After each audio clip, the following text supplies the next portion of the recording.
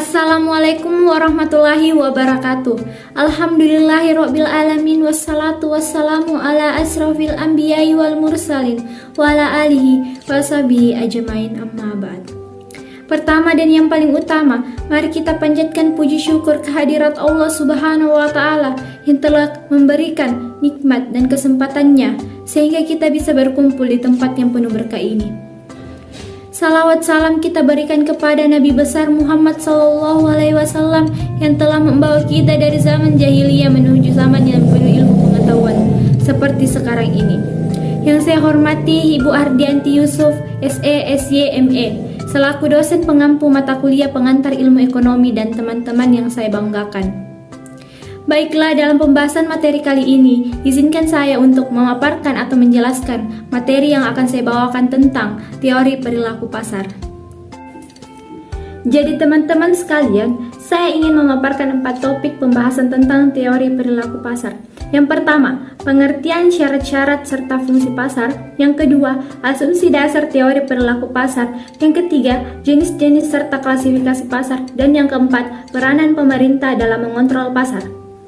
Baiklah, kita ke pembahasan poin pertama, yaitu tentang pengertian syarat-syarat serta fungsi pasar, pasar adalah salah satu dari berbagai sistem institusi, prosedur, hubungan sosial, dan infrastruktur, di mana usaha menjual barang, jasa, dan tenaga kerja untuk orang-orang dengan imbalan uang. Menurut William J. Stanton, mengemukakan bahwa pasar adalah tempat orang yang mempunyai keinginan untuk puas, uang untuk berbelanja, dan kemauan untuk membelanjakannya. Pendapat yang lain mengatakan pasar adalah tempat di mana pembeli dan penjual bertemu dan berfungsi, barang atau jasa tersedia untuk dijual, dan terjadi perpindahan hak milik. Syarat-syarat terbentuknya pasar. Yang pertama, terdapat penjual dan pembeli. Yang kedua, adanya barang atau jasa yang diperjualbelikan. Dan yang ketiga, terjadinya kesepakatan antara penjual dan pembeli dalam menentukan harga pasar. Fungsi pasar. Ada 3 fungsi yang paling mendasar pada keberadaan pasar, yakni yang pertama, fungsi distribusi. Maksudnya pasar berfungsi mendekatkan jarak antara konsumen dengan produsen dalam melaksanakan transaksi. Dalam fungsi distribusi, pasar berperan memperlancar penyaluran barang dan jasa dari produsen kepada konsumen. Dan yang kedua, fungsi pembentukan harga. Maksudnya pasar berfungsi sebagai pembentuk harga pasar, yaitu kesepakatan hak harga antara penjual dan pembeli.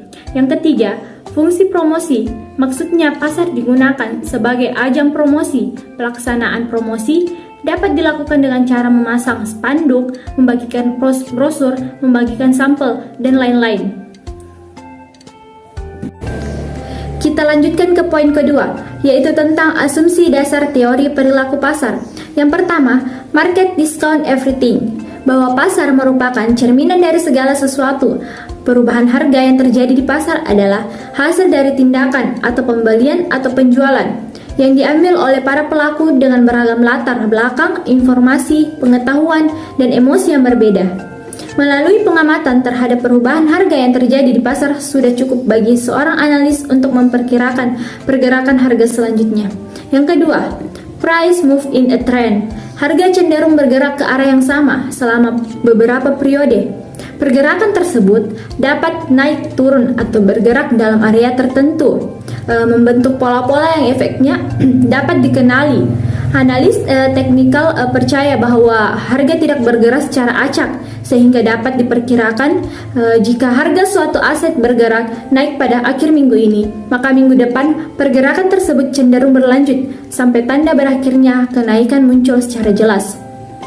Yang ketiga, history repeats itself.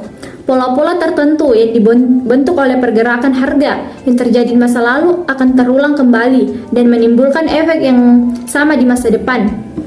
Analis teknikal percaya bahwa perilaku transaksi manusia yang didorong oleh informasi, keinginan, dan emosi secara massal cenderung akan berulang.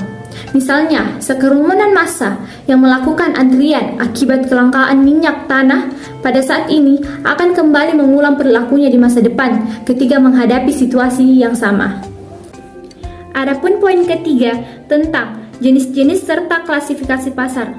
Adapun jenis-jenis pasar secara umum adalah: yang pertama, pasar konsumen. Pasar konsumen adalah sekelompok pembeli yang membeli barang-barang untuk dikonsumsikan, bukan untuk dijual atau diproses lebih lanjut.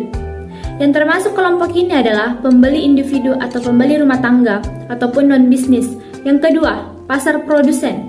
Pasar produsen juga disebut pasar industri atau pasar bisnis, adalah suatu pasar yang terdiri atas individu-individu, lembaga atau organisasi yang membeli barang-barang untuk diproses lagi sampai menjadi produk akhir yang kemudian dijual atau disewakan. Yang ketiga, pasar penjual atau pedagang perantara atau yang disebut dengan reseller market. Pasar penjual adalah suatu pasar yang terdiri dari individu dan organisasi yang memperoleh atau membeli barang dengan maksud untuk dijual lagi atau disewakan untuk mendapatkan laba. Hanya saja, barang yang dibelinya tidak diproses, melainkan langsung dijual kembali. Yang keempat, pasar pemerintah. Pasar pemerintah adalah pasar di mana terdapat lembaga-lembaga pemerintahan, yakni departemen, direktorat, dan instansi lain yang membeli atau menyewa barang-barang untuk membantu melaksanakan fungsi-fungsi pemerintahan, seperti barang dan jasa untuk keperluan di bidang pertahanan, pekerjaan umum, kesehatan, untuk kesejahteraan rakyat. Barang yang dibeli misalnya pesawat terbang, alat-alat kesehatan, kapur tulis, jasa, konstruksi, dan lain-lain. Yang kelima, pasar internasional. Pasar internasional meliputi beberapa negara di dunia. Dapat dikatakan bahwa pasar internasional merupakan kombinasi dari keempat jenis pasar yang telah dijelaskan di muka. Karena pihak yang menjual barang atau jasa berada di negara yang berbeda, maka pembelian dilakukan oleh dua pembeli atau pasar atau negara tertentu. Harus melalui prosedur perdagangan internasional yang mencakup ekspor-impor. Dan poin yang terakhir yaitu peranan pemerintah dalam mengontrol pasar. Untuk lebih menjamin berjalannya mekanisme pasar secara sempurna, peranan pemerintah sangat penting. Rasulullah SAW sendiri telah menjalankan fungsi sebagai market supervisor atau al-hisbah, yang kemudian banyak dijadikan acuan untuk para negara terhadap pasar. Al-hisbah banyak didirikan sepanjang bagian terbesar di dunia Islam. Bahkan di beberapa negara institusi ini tetap bertahan hingga awal abad ke-20 Masehi. Pada pemikiran ekonomi Islam kontemporer, eksistensi al-hisbah seringkali dijadikan acuan pada fungsi negara terhadap perekonomian, khususnya dalam pasar. Namun al-hisbah dalam kebijakan praktis ternyata terdapat berbagai bentuk. Beberapa ekonom berpendapat bahwa al-hisbah akan diperankan oleh negara secara umum melalui berbagai institusi. Jadi al-hisbah melekat pada fungsi negara dalam pasar dan tidak perlu membentuk lembaga khusus. Itulah secara singkat penjelasan saya tentang materi teori perilaku pasar. Kurang dan lebihnya mohon dimaafkan. Wassalamualaikum warahmatullahi wabarakatuh.